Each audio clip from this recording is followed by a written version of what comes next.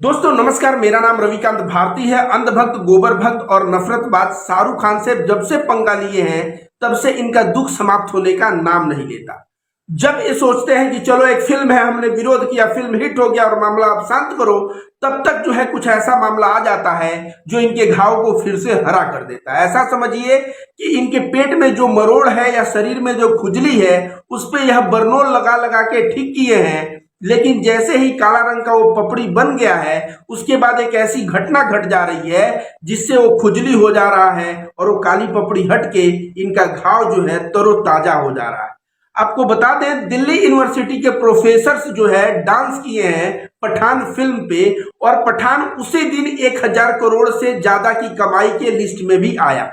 अब जो है दिल्ली यूनिवर्सिटी के प्रोफेसर को ये लोग नचनिया कह रहे हैं कि वे लोग नचनिया हैं तो वे लोग ऐसी हैं तो वैसी हैं। तो मैं बता दूं, दिल्ली यूनिवर्सिटी का एंट्रेंस का परीक्षा पास करने के लिए तुम लोगों को 10 जन्म लेना पड़ेगा, तब जाके दिल्ली यूनिवर्सिटी का एंट्रेंस का एग्जाम पास कर पाओगे। और जहां तक रही बात डांस करने की, तो शाहरुख खान ने इस पे क्या रिप्लाई दिया है। शाहरुख खान ने बोला है कि यह दिल्ली यूनिवर्सिटी की जो प्रोफेसर डांस कर रही हैं वे लोग यह दर्शाती हैं कि उनको किताबी ज्ञान तो है, साथ साथ इंटरटेनमेंट में भी इंटरेस्ट रखती हैं, और ऐसे शिक्षक जिस छात्र को मिले वह छात्र भाग्यशाली होगा।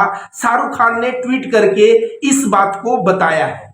लेकिन शाहरुख खान को यह नहीं पता कि अंधभक्त, गोबर भक्त और नफरतबाजों को भारत की जितनी टॉप यूनिवर्सिटी हैं उन सारे टॉप यूनिवर्सिटी के छात्रों से नफरत है। जैसे दिल्ली यूनिवर्सिटी, जेएनयू, अलीगढ़ मुस्लिम यूनिवर्सिटी, बीएचयू और तमाम ऐसे कई यूनिवर्सिटी हैं जिन यूनिवर्सिटी के बाहर ये लोग खड़ा रह के और केवल ये कहते हैं यहाँ पढ़ाई नहीं होता, यहाँ लड़का लड़की घूमते हैं।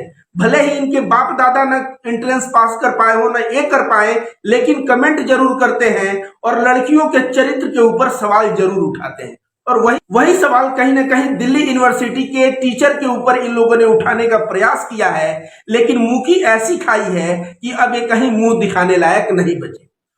अब मैं शाहरुख खान से एक रिक्वेस्ट करना चाहता हूं कि पंगा ले लिए, फिल्म हिट हो गया, चलिए ये तो समझ में आता है, लेकिन क्या बार बार इनका जो घाव जो काला रंग का पपड़ी बना रहा है और उसको फिर से जख्म को हरा करना, ये क्या सही बात है।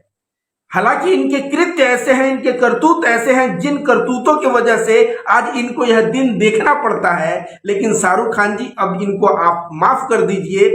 अगला बात बागेश्वर धाम सरकार का जानते ही हैं, वह जितना जो है आस्था और धर्म का पाठ पढ़ाता है उससे ज्यादा अपने प्रवचन में हिंदू राष्ट्र हिंदू राष्ट्र हिंदू राष्ट्र की बात करता है।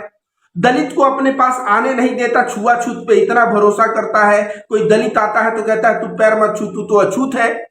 और इसका भाई तो पूरा का पूरा नौटंकी कर दिया, तमंचा लेके गया और कहा मैं बागेश्वर धाम के यहाँ सामूहिक शादी हो रही है तो तुमको सामूहिक शादी करना पड़ेगा।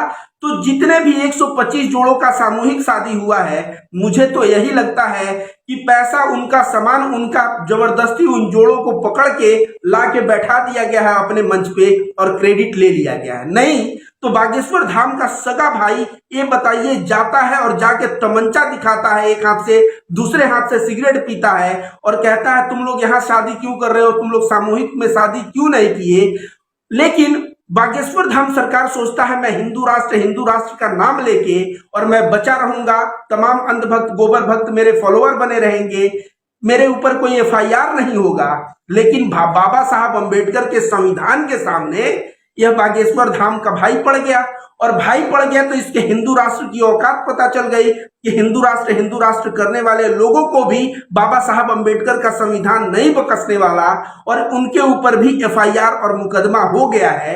ये जो है इतने बड़े बड़े नेता मंत्री इनके बागेश्वर धाम में आते हैं, लेकिन इन्होंने अपने एक भाई के ऊपर मुकदमा कायम करने से भारत के संविधान को रोक नहीं सके।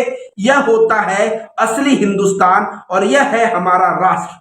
और इस राष्ट्र को हिंदू राष्ट्र, दलितों के साथ अत्याचार, मुसलमानों के साथ अत्याचार, ऐसा करोगे तो बाबा साहब अंबेडकर का संविधान जब जब करोगे तब तब तुम्हारे रास्ते पे आएगा, और रास्ते पे आएगा तो जीतेगा बाबा साहब अंबेडकर का संविधान ही। तुम्हारा भाई जो है उस पर मुकदमा तो कायम हो गया, अब जेल जाएगा, और जेल जाए तो भगवान हो सकता है उसको सद्बुद्धि दे, और भगवान तुम्हें भी सद्बुद्धि दे कि देश में नफरत का बीज बोना छोड़ के तुम जो है अपने धर्म और आस्था का जो बात करते हो तुम उनकी भक्ति करते रहो।